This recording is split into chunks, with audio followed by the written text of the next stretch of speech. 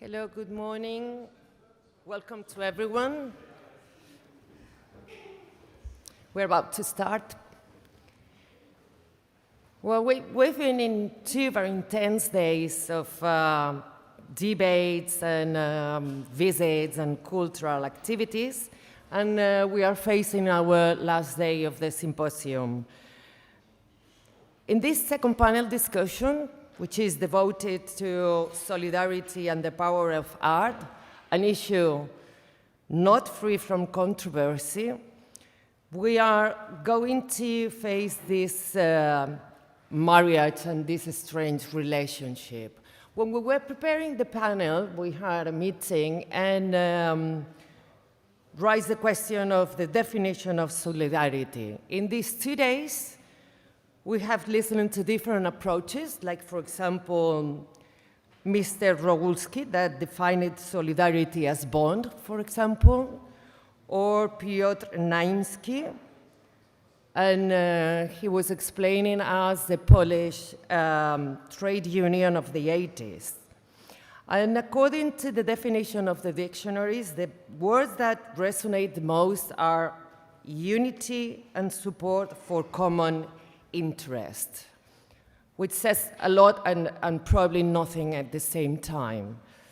In this panel, we are going to find out and reflect about different prisms and perspectives of treating solidarity by art means, regarding to its mediating role between remembrance, solidarity, resistance, and its social significance, its presumed capacity of censorship and give voice to oppressed and marginalized, or its social responsibility.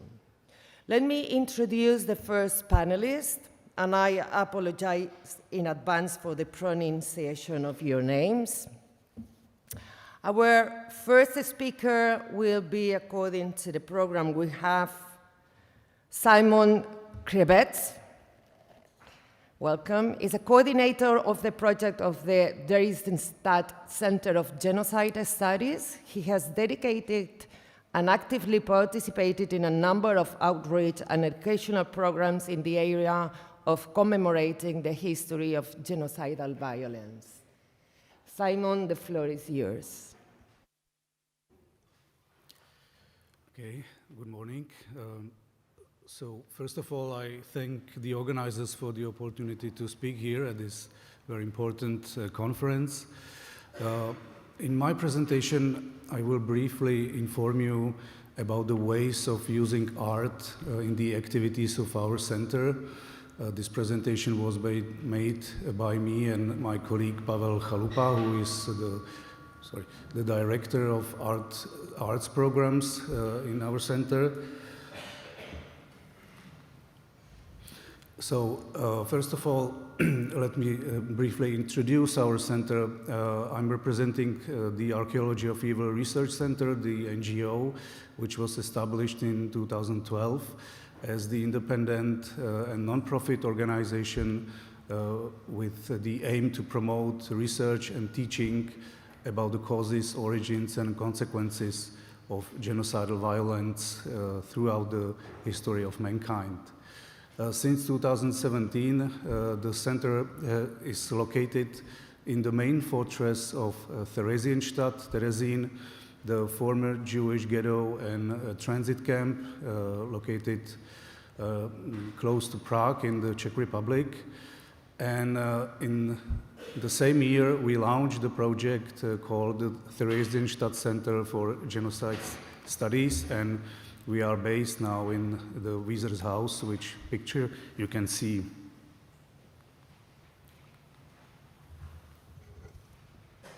Oh, thanks.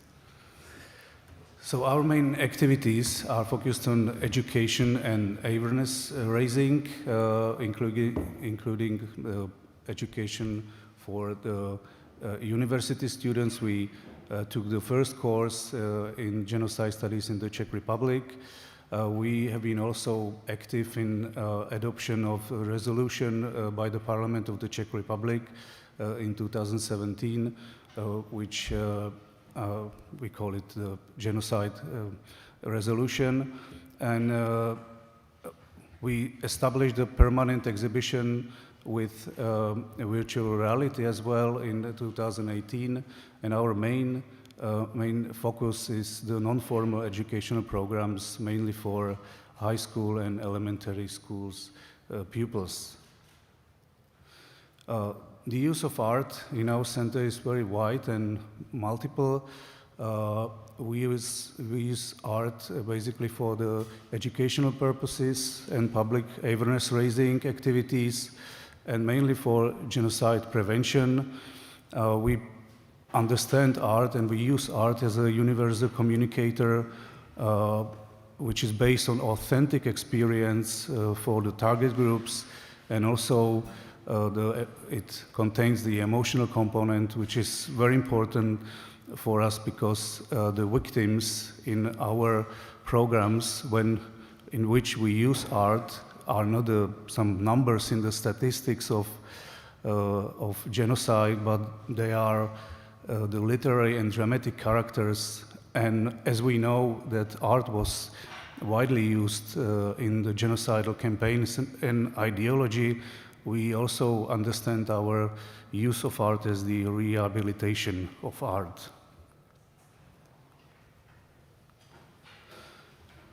Here is the list of art forms which we use. Of course, visual arts and exhibition projects, theater and drama, literature, music, classical, traditional, as well as modern, and multimedia installations, including the virtual reality modeling. So now I will show you some examples of our use of art or of our artistic projects and programs. This is the photo exhibition of the Holocaust survivors made by the one photographer with a Czech Vietnamese photographer. This exhibition was installed in more than 30 cities in Central Europe.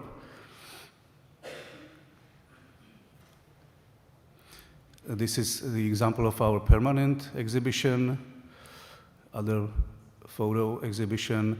Here is the exhibition about the current state of Theresienstadt fortress, which is in very bad shape. More than half of the military buildings are now collapsing. So we use the photo exhibition for public awareness about this problem. This is also an example of the temporary exhibition, which is about the children at war, made by UNICEF. The famous photographers collected the exhibition. Sorry. One of the most important use of art in our programs is theater. This is the theater performance based on the novel of Arnold Lustig, Holocaust survivor and writer. And this performance was installed in the train, in the real train, which traveled in Czech Republic, Slovakia, and Poland in years 2012 until 2016. And in 2017, we moved the train, the car, to Theresienstadt in the courtyard, so it is now used for other performance. Actually, this is the picture from the last scene of the theater play, which is based on the real story in the gas chamber, the revolt in the gas chamber in Auschwitz-Birkenau.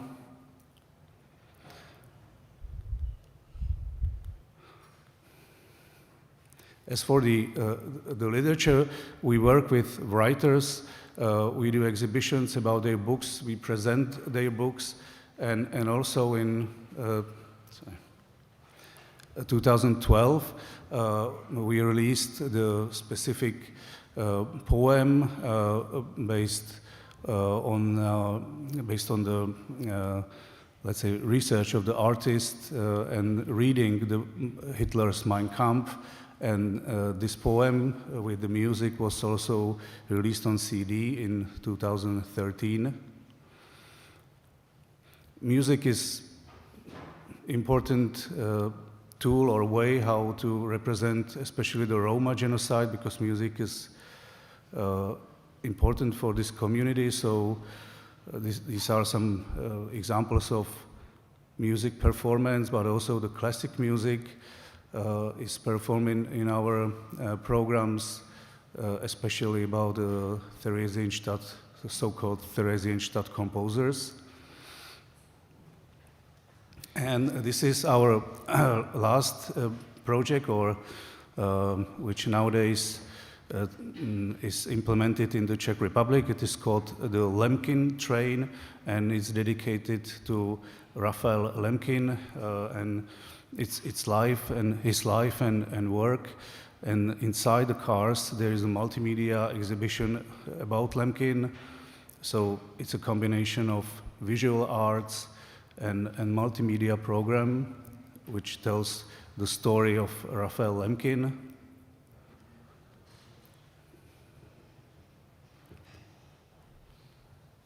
And finally, we work with virtual reality. With our partner, the Smíchov Technical School, we created the model of Theresienstadt,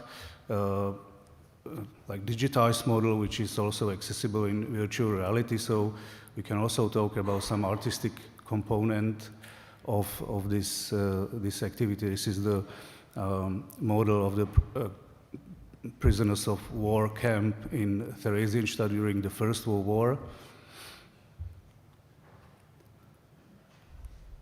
So to sum up, our key art projects are Arnoschlustig Train, the permanent and temporary exhibitions, Lemkin Train, and also a new permanent exhibition which will be open next year in the Wieser's House, and it will be about the universal genocidal behavior in humankind history.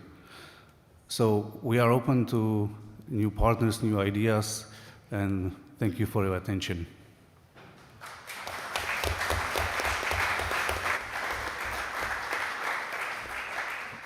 Thank you, Simon. It's impressive how you face this important mission of the acknowledgement of the history of genocide through this multimedia perspective and through all different kind of disciplines. We are going to listen to our second speaker, Miroslav Nizio.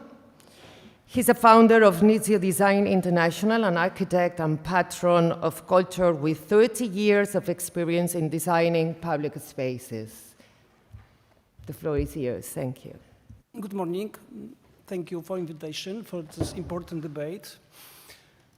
I'm representing, like you said, a firm, architecture from Nizio Design International, and it's happened that it has been 20 years we have been involving in developing certain project as memorial, narration, complementation of exhibition.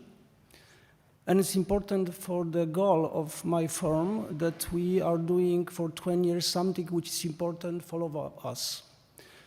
It has been 18 years. We finalized the project Uprising Museum in Warsaw. It has been 8 years. We finalizing Polin exhibition with the design and complementation of the interior of design. And we're in the process of very important projects for Ukraine, Holodomor Museum.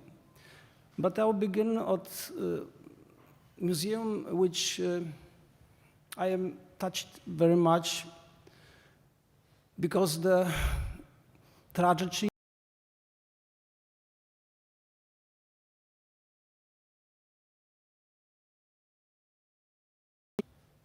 it's about Michniów.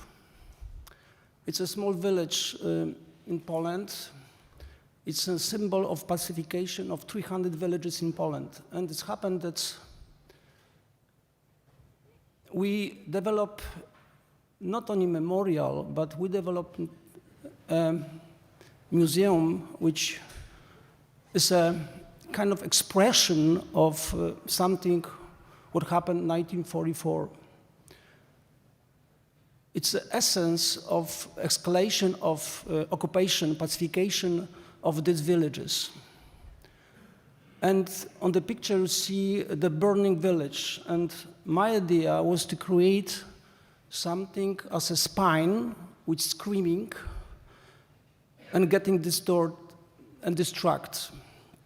It's made in concrete with physical attach of the wood as a part of the texture. And it's something, it's about victims and tortures, and something about feeling about the time. And I think after these 20 years going through this narration, you can feel by all the senses, everything you can feel about that tragic history, 1944. This is some of the picture done a few months ago, because I said the project was taking 10 years. Like I always said, it's an important project as taking time. And you can see during a different time how the project is reacting to the environment, how it's screaming, how it's telling the truth about the tragedy.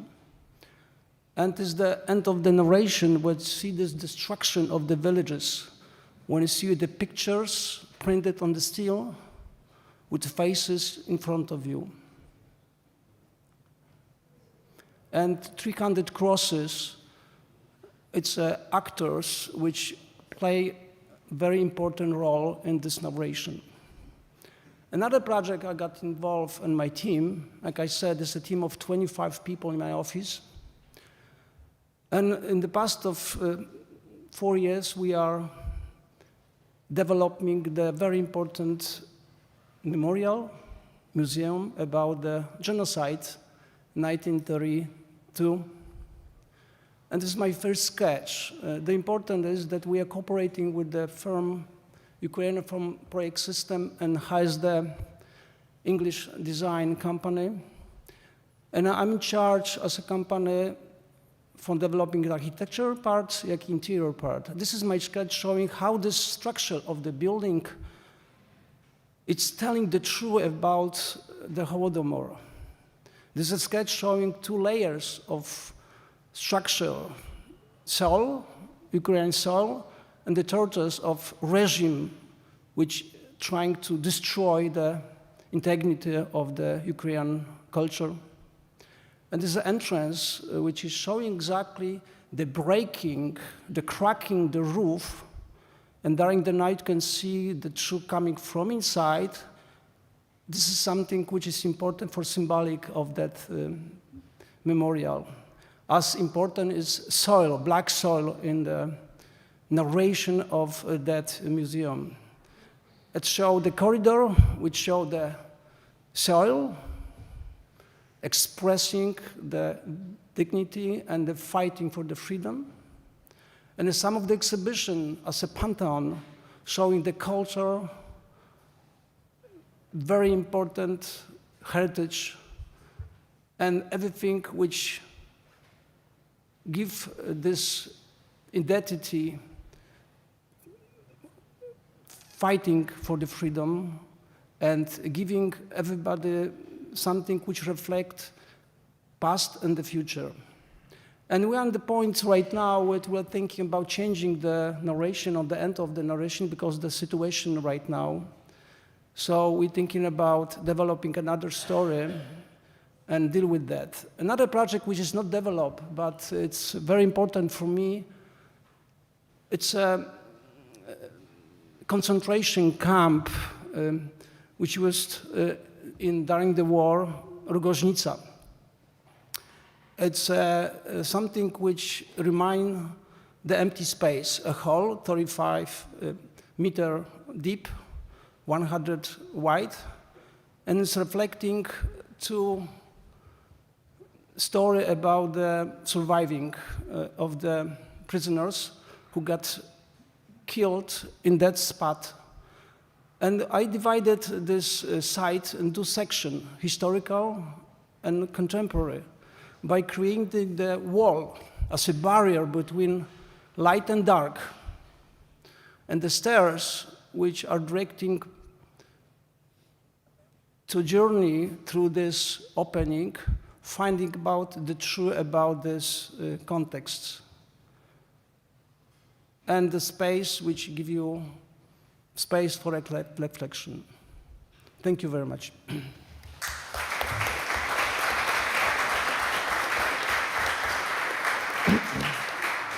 Thank you, Nijo. It's awesome, not only the monumental scale of your work, but also the commitment with the site and the space where you work. Now we have our third speaker, Ziwai Zhou. He's a British architect, artist, and filmmaker based in London, known globally for his emotionally charged work in diverse media.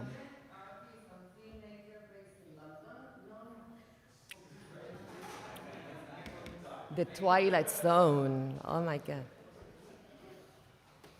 Thank you. The floor is yours. Thank you. Thank you for having me here today. And it's my honor to present to all of you today a very important art initiative by the European Parliament and the Platform of European Memory and Conscience. This art initiative is close to many people's hearts, and I would like to begin the presentation by sharing with you a very personal story.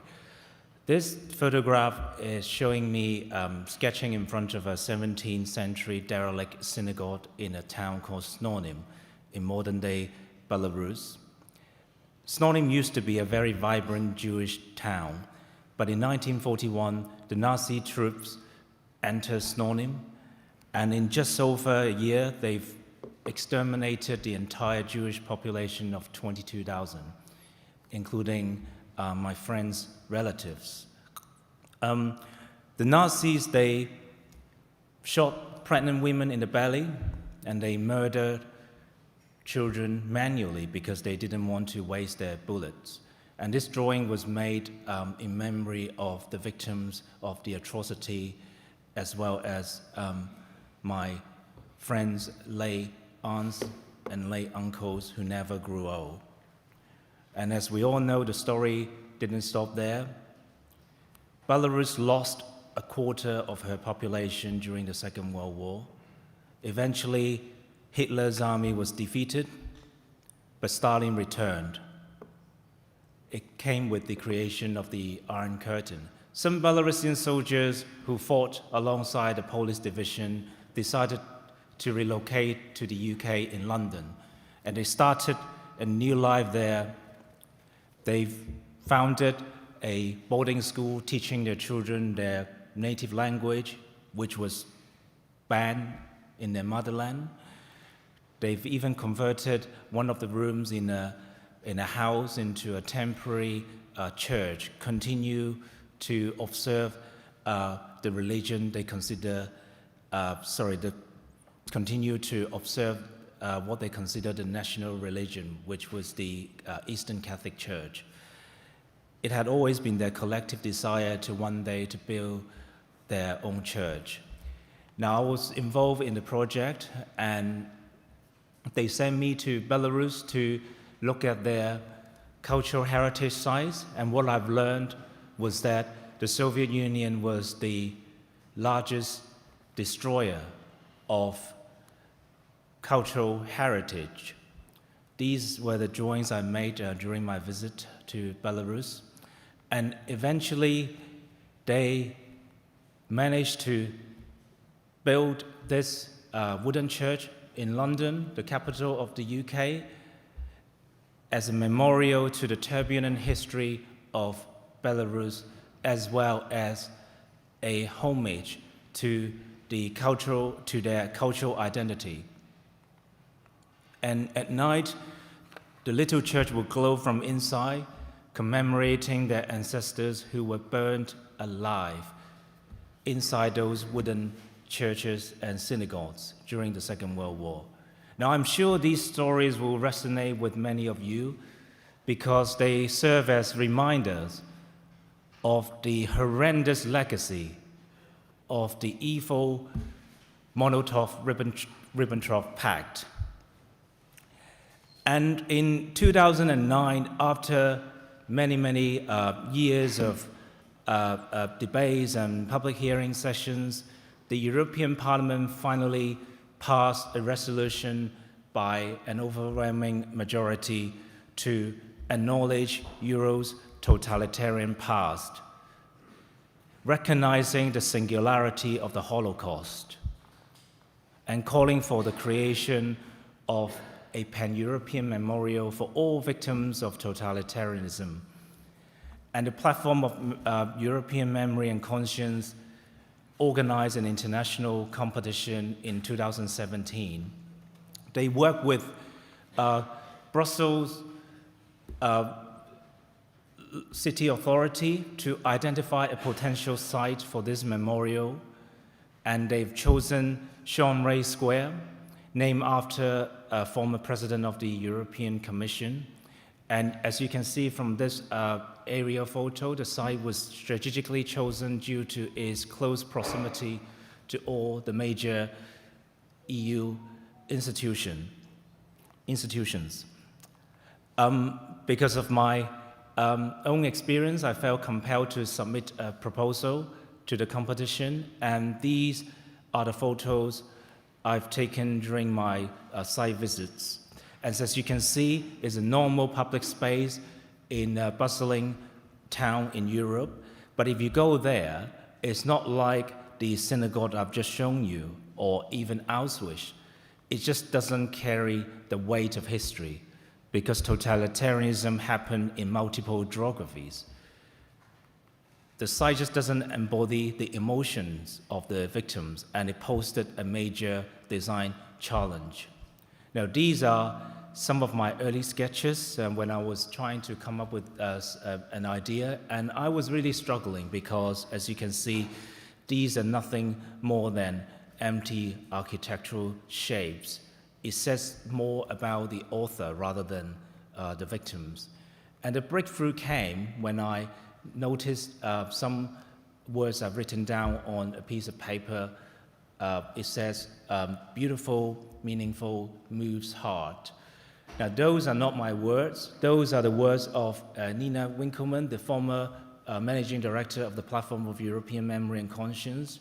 During the competition launch in the European Parliament, she mentioned she wanted to see those qualities in a new memorial.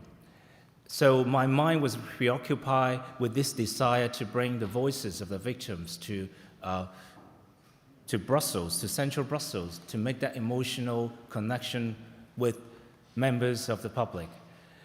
During a site visit, I noticed this unknown man wearing a coat, carrying a bag, passing the square, and I was captivated by him. And somehow this image found its way to my unconscious mind, and it explained the reason why later I came up with this idea of a messenger. For me, the job of the designer was not to become a designer, but to be the messenger of the victims, collecting the last letters written by the victims to their loved ones, and came to the square, scattering the letters all over the public space. Now, the concept is very simple and straightforward. Everybody can understand. And the success of this memorial hinges on those real letters. And the process of soliciting those letters was really humbling. We've received the permissions to use tens of thousands of letters as such by institutions, public archives, and even private individuals who are related to the victims. We're not using the real letters as such, but instead we're going to use the enlarged images of the letters so that people could read clearly the letters from a standing position. We would then propose to use modern technology to print the images of those letters onto the paving blocks, and we repave the square with these paving blocks. Putting the images of the letters on the floor, on the ground, is not a sign of disrespect. And in fact, if you look around in medieval Europe, putting commemoration stones and even gravestones on church floors was a common practice. If anything, it was a very European thing. But more importantly, this memorial is a metaphor. The fact that our lives go on, living in free Europe, is due to the fact that we are the legacy of these victims. The irony is that Europe, despite being the birthplace of democracy, in the 21st century, right now at this moment, we still have dictatorship in Europe, and Ukrainians are dying every day in their search for freedom. This memorial is not about confrontation. You wouldn't see a Soviet-style monument sticking out from the ground. It's about reconciliation. Hopefully, the viewers will identify a letter written in her own language one day and make that emotional connection with the memorial. I do believe I have 1 or 2 minutes left. I just really want to take this opportunity to share with you 3 short letters from the collection. You don't have to do that, but I would encourage you to close your eyes and imagine these letters were written to you from your loved ones, by your loved ones from the prison cells. Now, the first letter, we don't know who wrote it. It was from the collection of the Holocaust Memorial Museum in Washington, D.C. It goes, "My dear Manfred, I wholeheartedly congratulate you on your birthday. You have had to taste the suffering of the last few years. Your mother and your brother, both in an unknown place, will think of you with much anguish on this day. Since none of your parents, nor siblings, nor other relatives are able to surround you to help celebrate this day, I hope the sole family representative will endeavor to provide you with some joy." The second letter was written by a son to his mother in the prison cell. It goes, "Dear Mama, a sad presentiment tells me that we've met for the last time today. Dearest Mama, fate keeps on being cruel to you. This life of mine that together we have cherished so many times to the death finally manages to escape me. Please find comfort in the thought that I will be strong until the end. Certainly, I do not feel afraid. The only great regret in my heart is knowing that sister and you will be alone in this world." And the last letter was written by the relative of a friend of mine who was imprisoned in the Gulag in the Far East. By the way, the previous letter, the author was executed shortly after writing that letter. And this letter was written from Siberia, again addressing to his mother. It goes, "Dear Mama, one thing that's bad here is that it's overcrowded. We live with 70 people in a narrow barrack. I sometimes feel so depressed, and I don't know what to do. Mama said that I should save my health. That's the only way to survive here. God forbid you from falling ill. Then you can count that you are dead." And I will conclude my presentation with this. Thank you very much.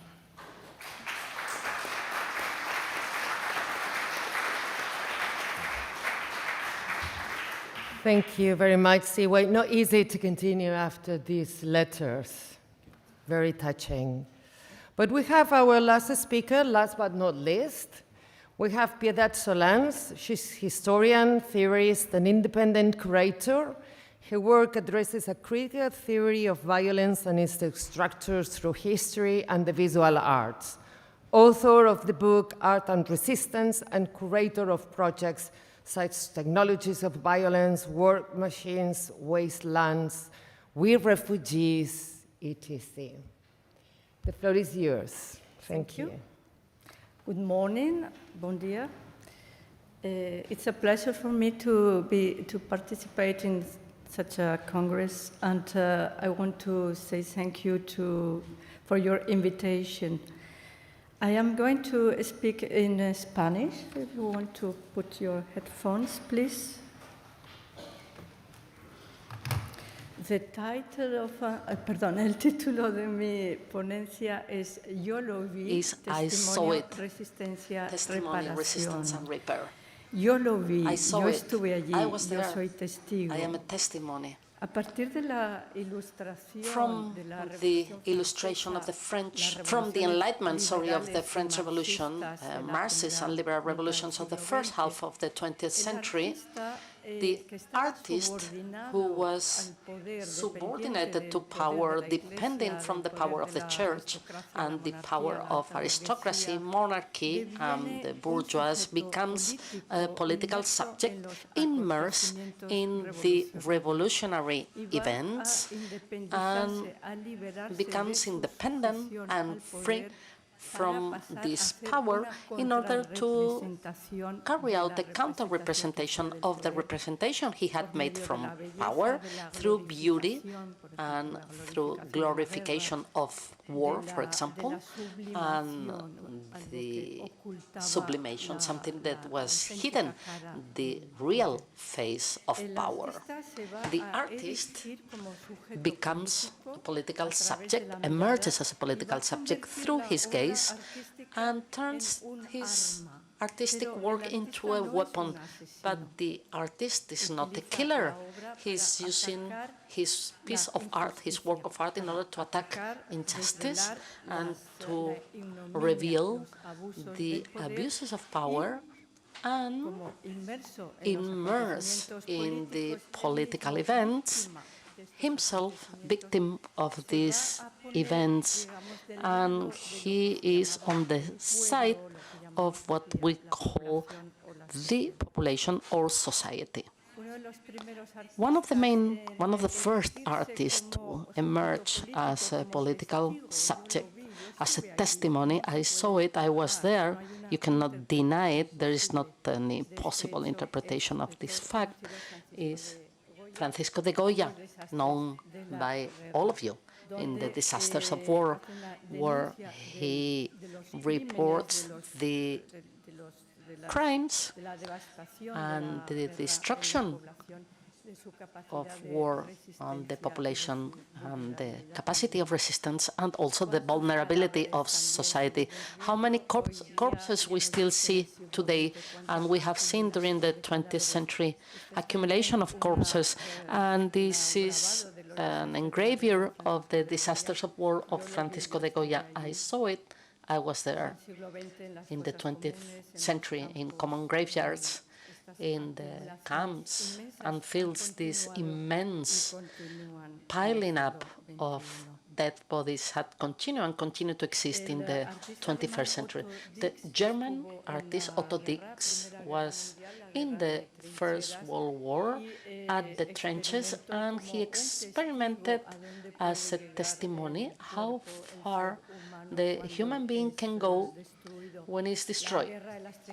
The trenches war Las máscaras de gas, que son también las and the máscaras de gas la muerte. chambers, which are the gas masks, which are the dead masks, are also engravers of the war 1920s by criticizing and reporting art as a weapon to report on the abuses and crimes of power. And on the right, we have an installation by John Herfield and Erwin Blumfeld, both of them, one German and the other one Dutch, Jews in exile, persecuted by the Gestapo and the Nazi regime, and it shows the authentic face of power in the face of Hitler. Is dead as a skeleton.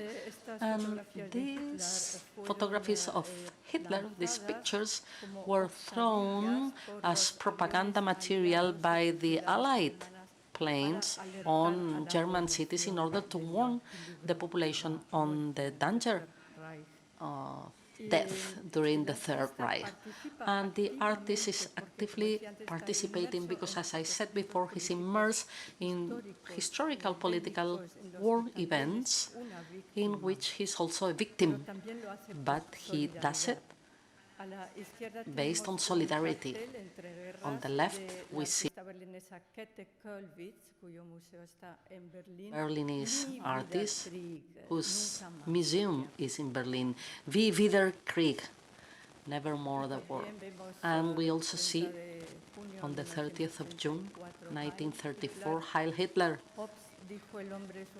Hopes it's a wolf for the wolf, but not even wolves kill themselves among each other as it happened during that night.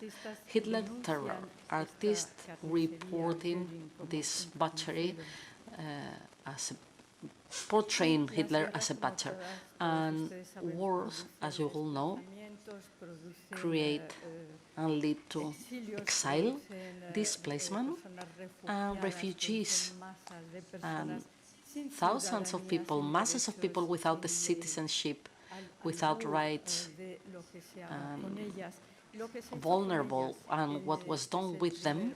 And this is one of the first camps surrounded in the south of France, where the Spanish exiled went, fleeing from the revenge of the Franco army after the Spanish Republic was defeated. The refugees, among whom we found members of the international brigades, are communist soldiers, socialist soldiers, Republicans. They were kind of welcome in this camp they themselves built, surrounded by these wires, the biggest threat of the 20th century, because it allowed the technique of confining and concentrating and putting under control, under surveillance, and when it was electrified, killing huge amounts of people, as it never has been done in the history of the past. And in the Goose camp, since 1940, we confined people who were called indésirables in French, people who, due to their condition or race, gypsies, homosexuals, communists. Hannah Arendt was there, Jana Marie was there, people who were refugees in France since 1933, fleeing away from the Nazi terror and the Gestapo, and artists such as John Turner, who were closed in this camp. And since 1940, with the defeat of Germany, beginning of the defeat of Germany at the Second World War, were deported from France to Auschwitz in order to be killed in the gas chambers. I saw it, I was there. Turner was also sent to Auschwitz, but we have his testimony. The artist as testimony, and this writer, communist writer, who was also in Auschwitz, very well known by all of you, who could not resist, although he was not sent to the gas chamber, but he committed suicide because he could not withstand the memory of what happened there, and he committed suicide in the kitchen of his home in Warsaw. Very interesting. Take a close look at everything. Do not feel defeated when you don't feel well, because maybe our mission here will be reporting to the world everything that is happening. Let the world know what's happening. It's a testimony, and to defend the death. Defending the death, here we have an oil painting, marvelous and terrible, of the German artist Brawler, where we see how the corpses were transported from Gurs to Auschwitz, the gaze, terrible gaze of that child who does not understand how defenseless those dead people are. And here they are reporting the participation of France, of the pro-Nazi Vichy government, who always deny his participation in this transportation, and they destroy all the archives in Goos. It was also called a confinement camp. It was a concentration camp.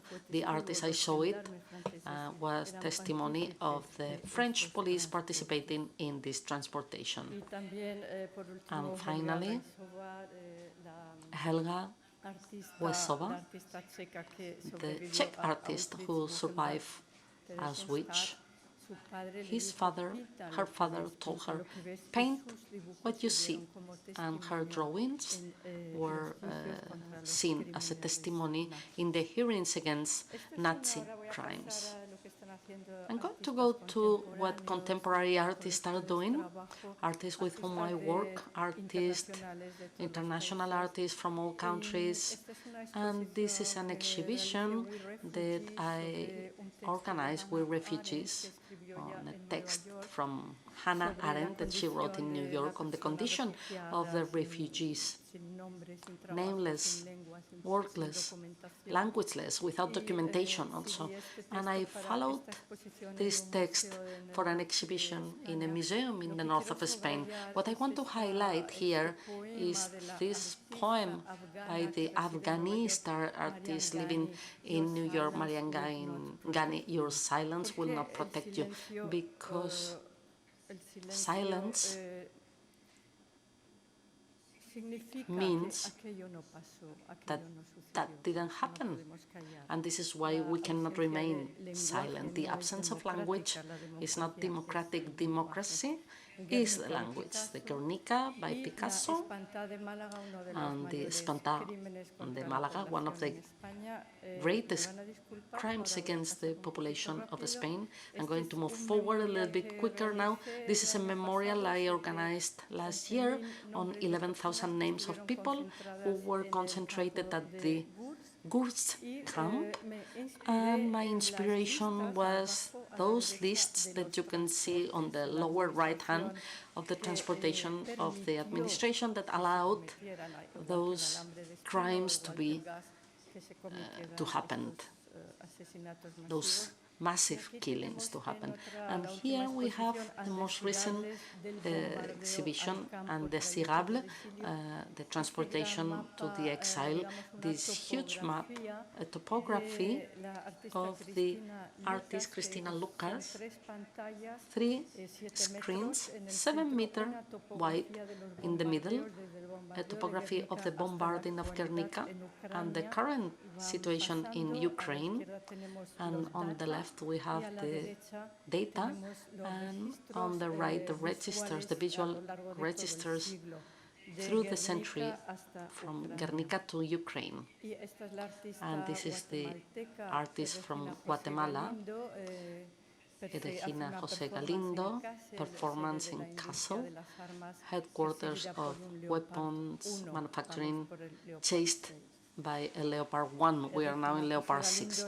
Regina José Galindo denouncing and reporting genocides, walking on the streets of Guatemala with a container full of blood, stops in front of the institutions, puts her feet there and walks around the city reporting the crimes of Efraín Ramos, the dictator, the president, the genocide of the indigents.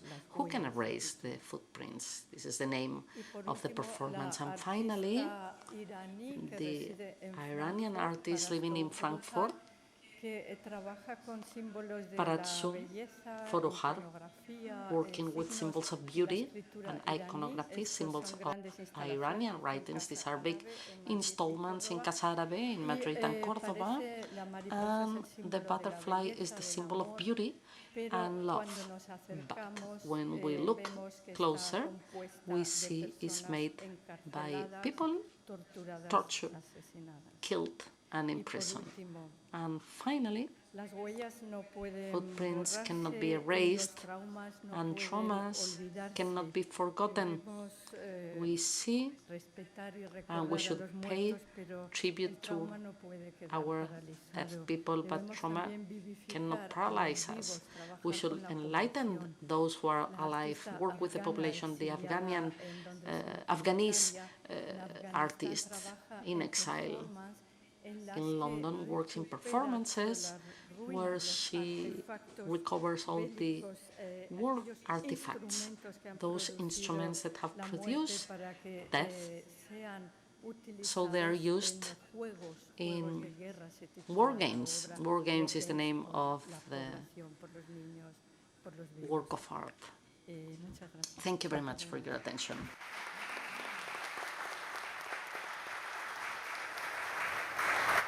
Muchas gracias, Piedad. Gracias por este sintético repaso. Thanks for this short historic summary through witness artists that witnessed the horror of war and totalitarian regime. Debate through a round of questions. And my first question is for both Nijo and Ziwai. And according to your long and successful careers, how is qualitative impact of artistic expressions of solidarity and resistance measured? I mean, what are the indicators of the impact of how it is influencing the society and the spectators or the public, the general public?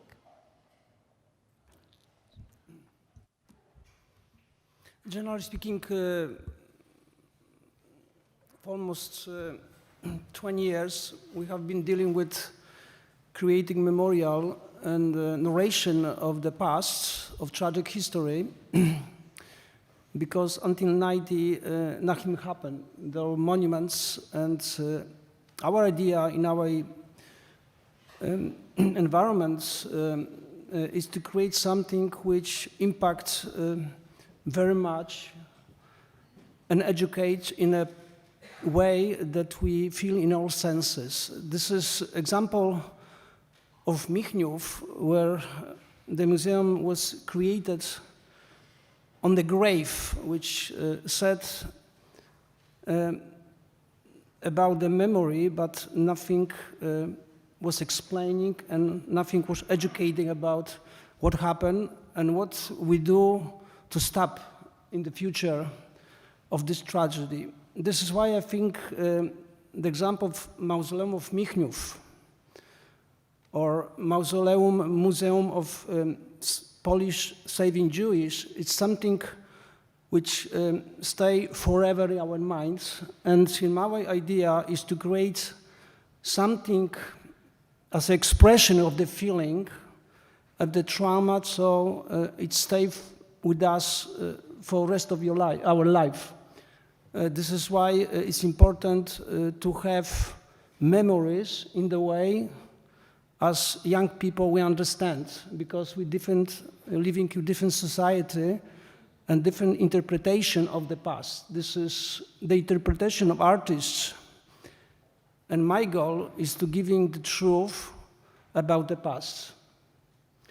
And if I see this example of Chmielnik, where we actually connect with the Jewish in a way, how they felt, how they lived in the past before the war, and recreation of synagogue in some way as art, as an installation, because it's important that we trying to, and it's my way, a goal to talk in universal language, to understand how understands is the past. To understand the past, like I said before, and I mentioned once again, we can create anything, but without the witness, without the true story, which is not the written only part, which is very important. if we forget about that, and our goal is to create some type of artistic ideology by our own, it's not help. So when I saw the Jewish people, not the survivors, but family of survivors, who came to opening of the synagogue, when they saw the glass bima, which was a recreation of my artistic points, as a creation of something which play a main role in synagogue, when I look at the eye and the feeling of those people, I said, this is something which stay forever. I saw people crying, I saw people reminding the space before the war. This is, I think, say everything about the impact. It's no words. Thank you. I don't know if Ziwei shares this opinion. Well, I think art could serve as the soft power, and I don't honestly believe art alone could, mobilize a nation to overturn a dictatorship or a totalitarian regime. But I do believe, I think it goes hand in hand. It depends on the context. I just really want to quote a very famous example. I don't know whether anyone in the audience remembers the singing protest in Estonia, for example. Just before the dissolution of the Soviet Union, this mobilization of the mass and use their national way of expressing themselves in a very subtle way to protest against tyranny was rather powerful. And I think art, in not a small way, could really be that soft power to play a huge role in terms of bringing people together on an emotional level. That's my short answer to your question. Hope that's okay. Probably emotional level is what can measure the impact of the work. Yeah. My second question is for our two other speakers. And because you are probably in the other side of the performance, and from your professional experience, how does art shape our understanding of resistance and solidarity occurring in the past? I mean, how does art, what are the means of art to present and represent the facts of the past, but in terms of solidarity and resistance? According that you are a curator, writer, and you run all this center devoted and dedicated to spread the knowledge and the information of genocide. So I can start. In my point of view and in my experience, art provides a different perspective of how to understand the genocidal events, war crimes, aggression. It is some optional view to the rational scientific description, and it is very important that it brings, like the art brings, some different language which is universal to all genocidal events, to all historical events, because everybody in the world understands what is death, what is the mass death. And in this respect, it brings some new perspective to also to solidarity, to resistance. It is the way how to understand people who were involved in resistance, in revolt, as I showed the example of the revolt in the gas chamber. This situation is very difficult to understand in like a rational way of thinking. So, and this artistic example, the theater performance, can help the audience to to have some emotional, let's say, emotional understanding. So this is like from my perspective.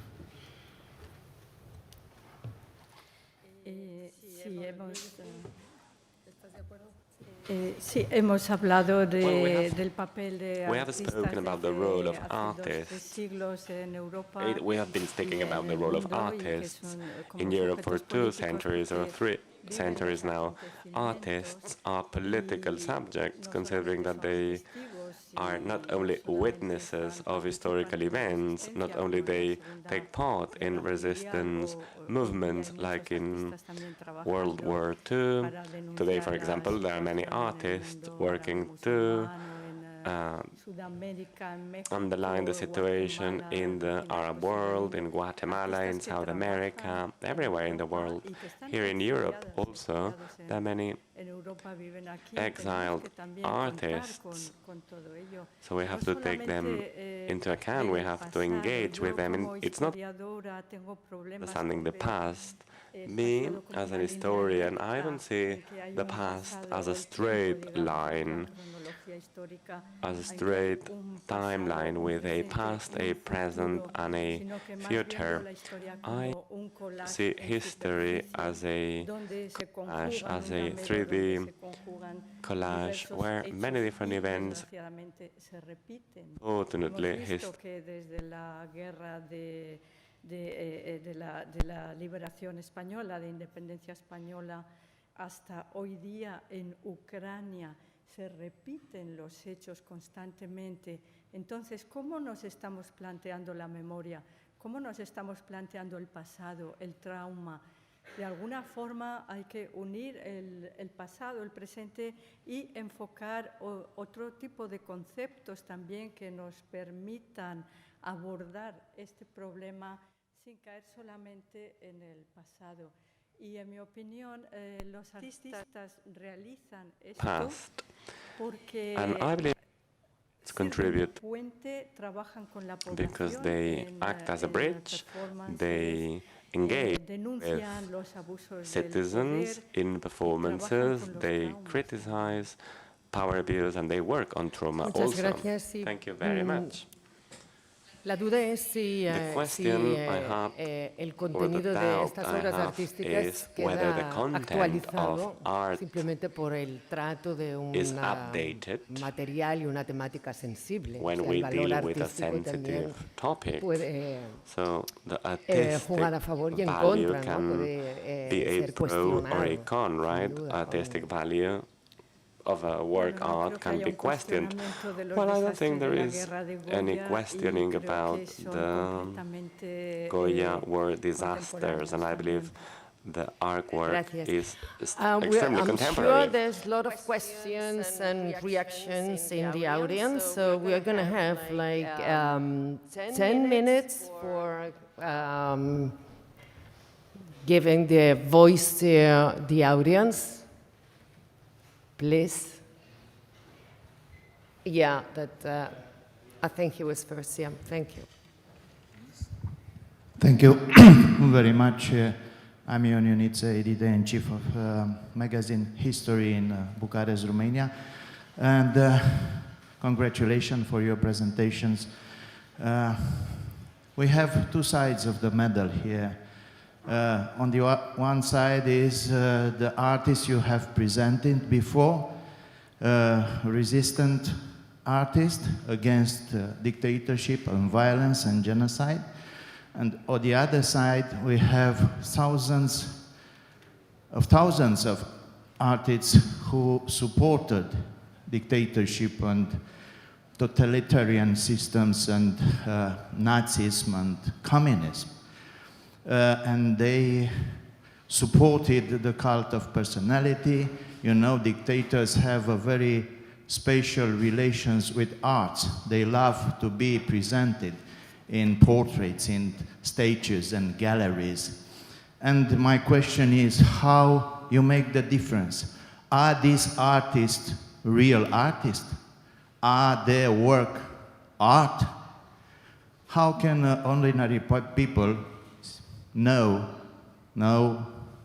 to make a difference between two types of artists. Thank you. To me. Thank you very much. Who wants to answer the question of our colleague? I can answer. Micrófono. Sí, está. Igualmente que ha habido una población colaboradora, In all environments, there have been, al igual que ha I mean, habido una part of the población population has colaboradora en todos los supported países, dictatorships evidentemente and existen totalitarian artistas regimes, and of course, there are colaboradores also con el artists poder. who are Esto no se puede accomplices negar. with power Pero in all estos contexts, and artistas this no cannot be tienen, en mi denied. opinión, But el from my opinion, impacto que tienen, el impacto they visual, do el not have the impacto same ético, visual el and impacto ethical moral and que moral tienen impact los artistas that que defienden those o que who denuncian, que denounce toman el arte de corruption, forma ética, de forma or those who política use y art denuncian el in poder. a No podemos political and comparar. De ethical hecho, way. la mayor They parte de cannot be estos compared. artistas From my apenas perspective, the han majority of such quedado algunas artists figuras. have not Pero quien prevailed. ha quedado realmente han sido figuras como Picasso, Picasso Erwin has. Blumenfeld, Blumenfeld todos estos has. artistas en los campos, All son artists ellos who con quienes were seguimos locked in trabajando camps para have prevailed, whereas recomponer la those who historia collaborated en los in museos most para, cases y no con haven't. estos They are artistas the ones we work colaboradores. Se with in order puede to hacer rebuild and reinterpret history. un análisis So, de esto, pero en mi opinión no tiene From my ningún perspective, it sentido. makes no sense to, let's say, Es compare como decir, them. una parte, la colaboración colaboró evidentemente, course, una parte de quienes se llaman Collaborationists artistas collaborated, and they called colaboraron themselves también por poder, artists. por dinero, por ambición, They did it out of pero their eagerness to creo que earn lo money, que out of tiene ambition, vigencia etc. But ética I believe that hoy what is día ethically también es still la relevant today presencia is histórica the y real historical ahora and hoy día real de presence artistas of los que yo he estado the artists presentando, que that se I present, for erigen example, como who sujetos políticos. become political subjects and not those who collaborated. Gracias, Soledad. Anyone else in the table wants to add? If not, we're going to give the microphone. There was another word there, I think, and another word there.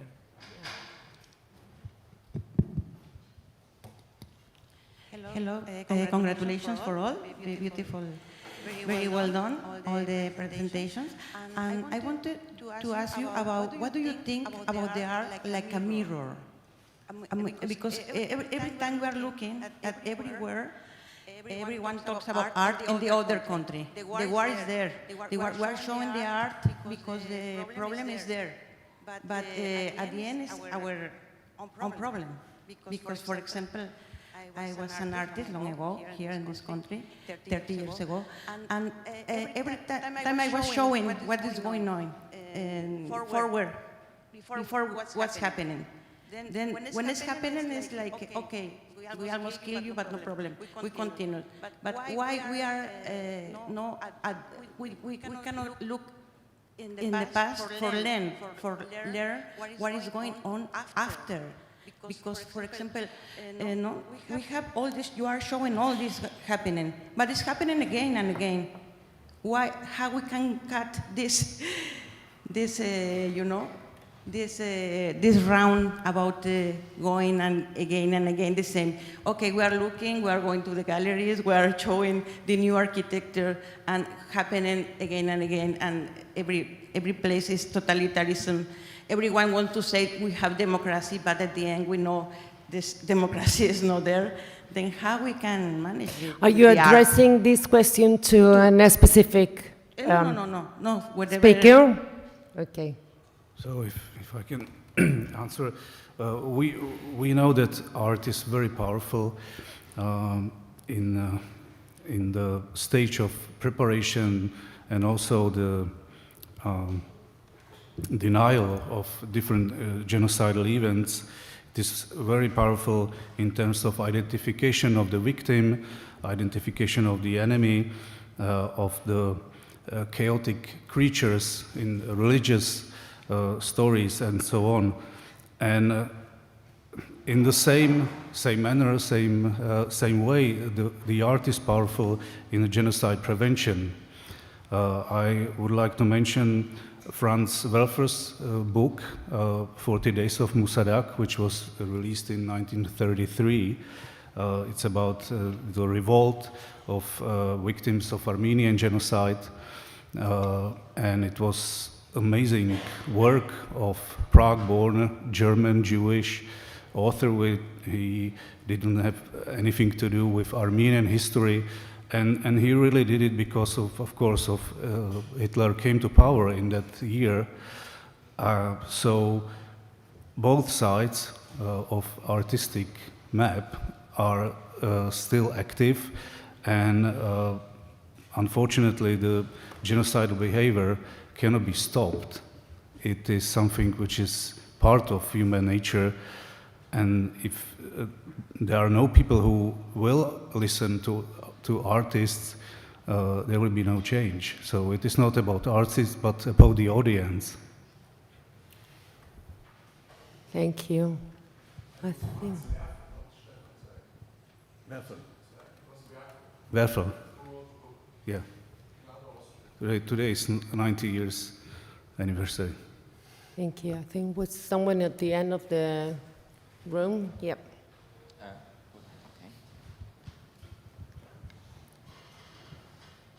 Thank you very much. It's very inspiring. I have maybe it's not a question, it's a sort of reflection, or maybe I want to share with you some experience and knowledge of some place in Poland when this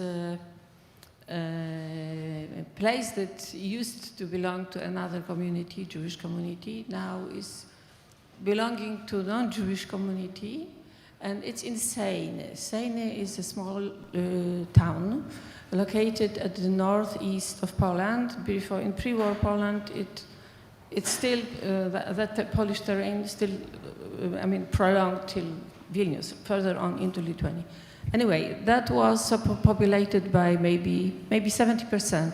It was Jewish, and of course they had a synagogue, and nobody of them remained for reasons we know.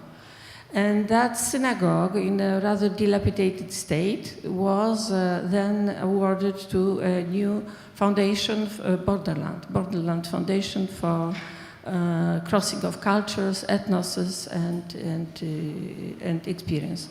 And it's fantastic because they not only first invited, of course, existing Jewish musicians, and they renovated it, and they treat it as an art gallery, but very open. It's open for tourists who come, but nothing that happens around that synagogue is in a sort that could be perceived as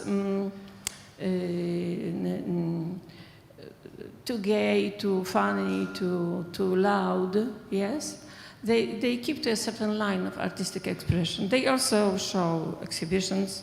And I think it's also thanks to them and thanks to some some circles in Krakow, that in Poland the klezmer music, the Jewish klezmer music, enjoyed its revival, and it still enjoys it.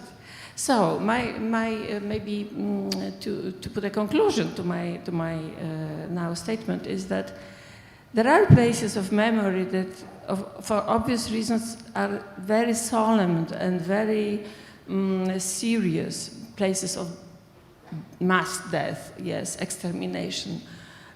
But also there are places that remind us of people who lived there and who were expelled, which are all over Europe. And I think maybe the case of Sejny, the Pogranicze Center, the Borderland Center, is a good example how to live it, how to live it through, and how to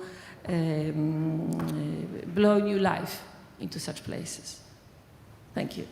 Thank you very much. Any reaction in the table to this comment? There's a question? No, she started saying it's more a comment than a question. Okay. Yeah. If not, we can continue with another question in the room. Yeah. Thank you, and thanks very much for really interesting and thought-provoking presentations and insights into people's lives. So I just wanted to ask if any of you had used the theatre of witness as a mechanism to enable people who have been in conflict, looking at people who have caused the conflict and people who have been victims of the conflict, and exploring that from an artistic perspective. So in Ireland, it's often been used in prisons and in different places. But in Ireland, as part of the conflict that we experienced over a number of years, that mechanism or that artistic expression has found to be very useful. And the other thing that I would say as well, in all museums and artistic installations, that it's really important that they don't become just a part of the buildings, that there is a dialogue with the generations and with young generations around what they mean, because we forget very easily. So, thank you. Thank you very much. Talk about the artists and the environment. You're right. It's not about memorial. It's about structure of the museum, which give interaction between past and the future. This is why Pauline Museum and synagogue is a place you can actually remind the community who lived before the war. And the goal for the revitalization of synagogue was to bring the past in a good way. Not bringing the Holocaust in the way, but bringing the friendship, bringing the community who was before the war in the way how everybody imagined. So this is why our goal in our development of some memorial is to bring people who remember the good time. And this is important in every stage of our project. And it's important that we bring to this place the faces, the history of the past in the way how everybody could understand. And this is important. Thank you. We are about to come to the end. One last question, very quick question before some final remarks from the table. Lahudinsky from Austria.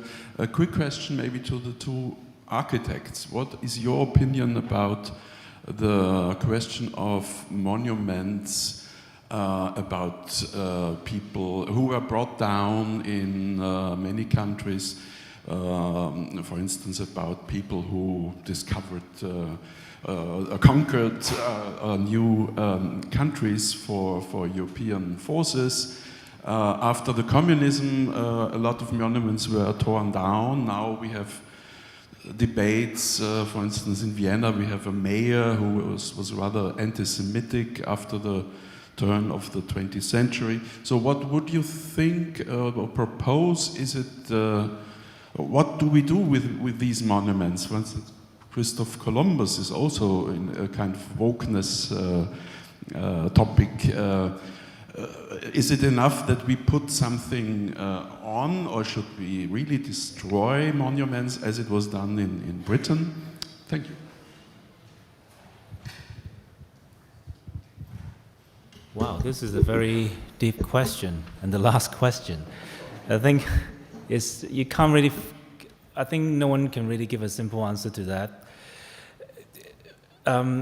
Commemoration, a building memorial is a public display of commemoration, and is usually state endorsed, and is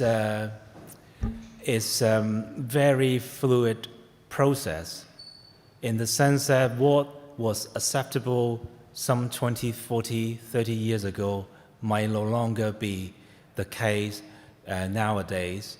So I think, you rightly pointed out Columbus still standing proud outside, and if you look at the Black Lives Matter movement recently, and I mean, it's not just in Australia, I'm sure in every country, in the UK, people are taking down slave traders, statues, and all that. History, the old saying goes, all histories are politicized and all politics are historicized, and it's ongoing battle, really. It's a battle of narratives. And if you, not far from here, if you look to Moscow, they have a totally different narrative to ours. So my answer to you is, I genuinely don't know, but I think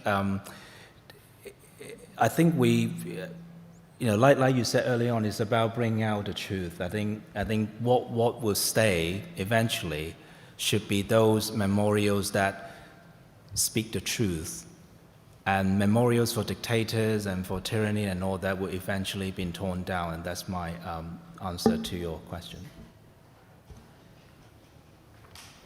Thank you very much. Thank you to you all for all your contributions. And just to summarize all this session, I'd like to ask you for one key word regarding this solidarity and the power of art. One key important word to summarize, in your opinion, your perspective, under your prism, this binomium. Shall we start from, like in the panel, Simon? Okay.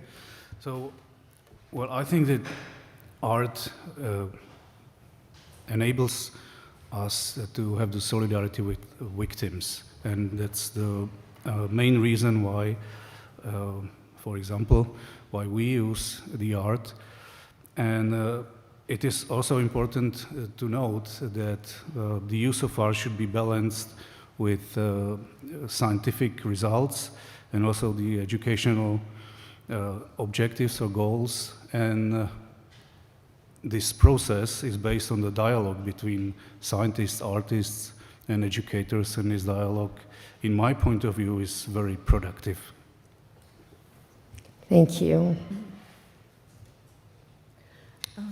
I think that art is a very important instrument, a very important tool or arm to work with injustice, against injustice, for solidarity and cooperation also in the situations against dictatorships or situations of genocide, especially injustice. And the museums are today perhaps the most important channels to transmit the memory and to transmit the trauma, but also to work with our present.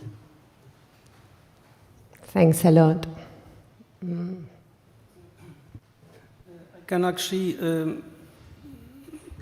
will tell about my experience. Like I always said, if you want to use the art to bring the past and bring the narration to the future, you have to be very responsible. If you're not ready, just don't do it. So this is my philosophy of bringing art to the memories. I think my remark will be, art is most powerful if it genuinely touches people's hearts. Thank you. Thank you very much to you all four and the audience. Thanks a lot.